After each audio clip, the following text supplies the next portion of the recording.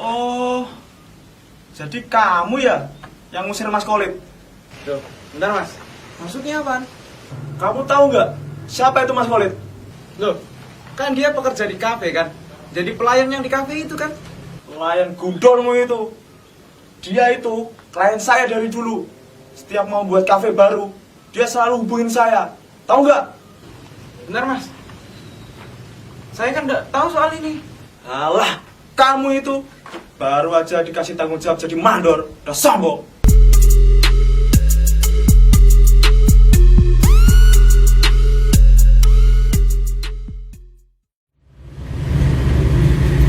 Permisi, mau pesan. Loh, Rama.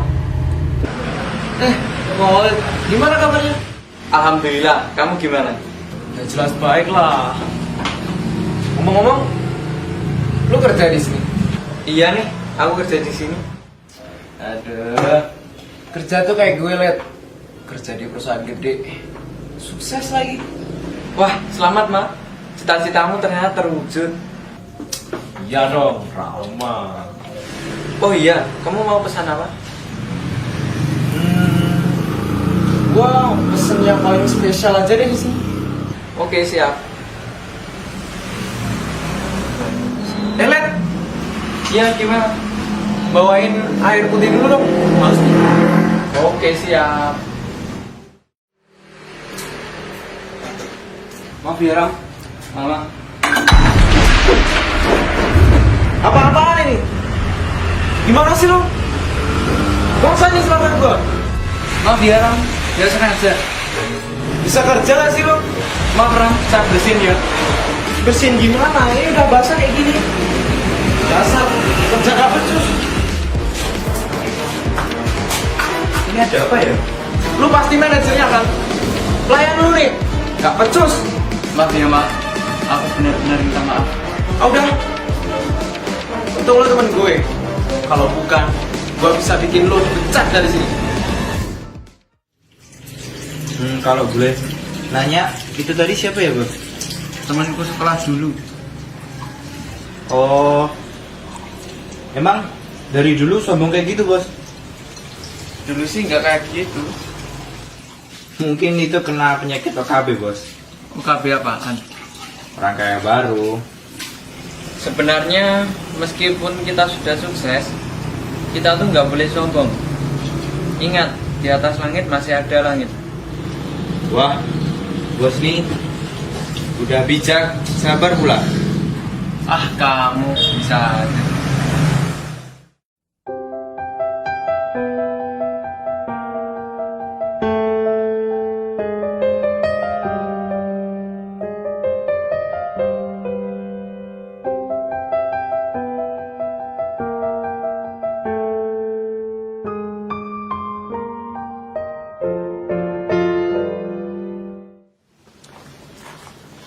Let, ngapain kamu di sini? Rama, gimana kabarnya?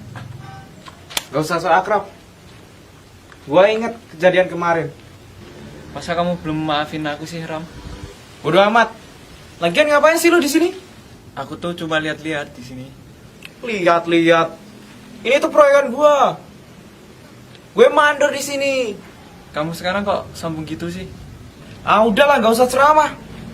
Pergi sana. Cepetan. Loh, Mas Khalid mau kemana? Aku pergi dulu ya. Mau pergi gimana sih, Mas? Katanya Mas mau lihat bakal kafe barunya Mas ini. Tadi saya diusir sama orang yang di dalam. Siapa yang berani ngusir Mas? Yaudah, ayo kita masuk, Mas.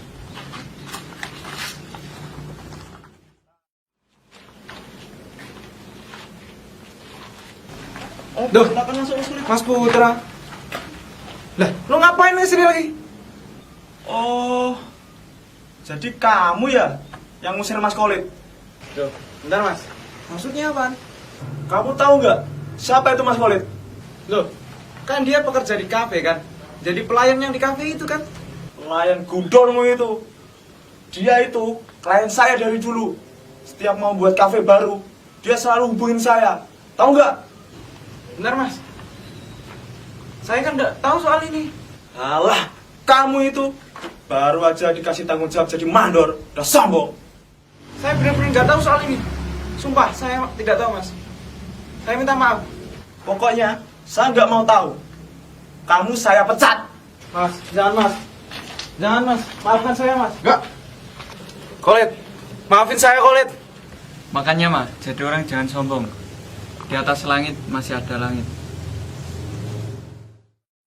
Sebuah pepatah mengatakan, di atas langit masih ada langit. Pepatah ini mengandung arti, sehebat-hebatnya kita, masih ada orang lain yang lebih hebat daripada kita. Maka dari itu, kita harus selalu rendah hati dan tidak boleh merasa diri kita lebih tinggi daripada orang lain. Semoga dengan melihat kisah inspiratif ini, kita bisa mengambil pelajaran sehingga menjadikan kita pribadi yang lebih baik.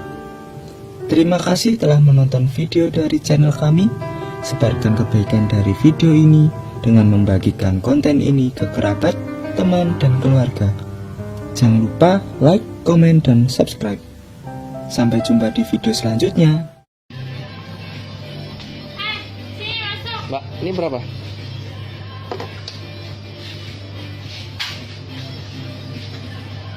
Sombong benar. Sombong apa lah?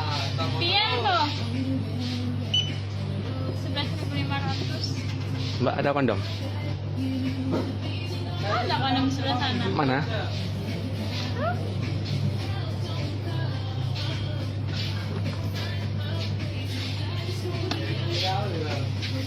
Berapa kondomnya? Yang ini harganya 12.500. Ini rasa apa nih? Nggak tahu, nggak pernah coba. 69.000. Yang rasa alpukat ada? Nggak ada. Kasih cinta kepada ada.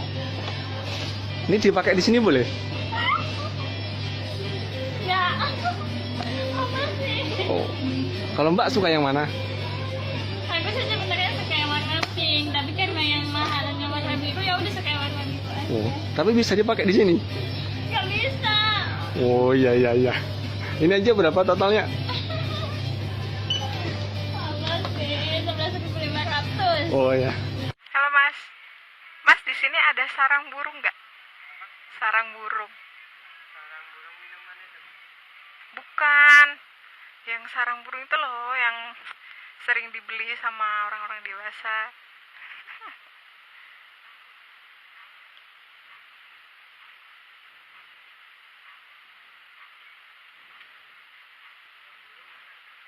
Nggak ada?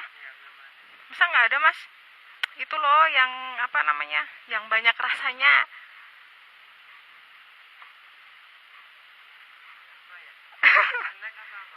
Enggak, bukan snack, nggak bisa dimakan. Maaf.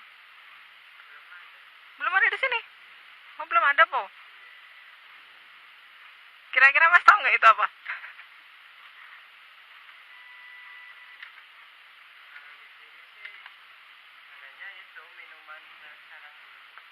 Minuman sarang burung.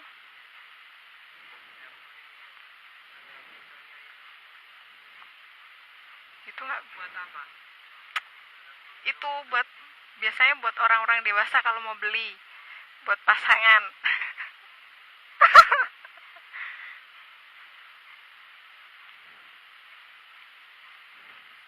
Apa Mas? Oh itu rasa apa aja Mas?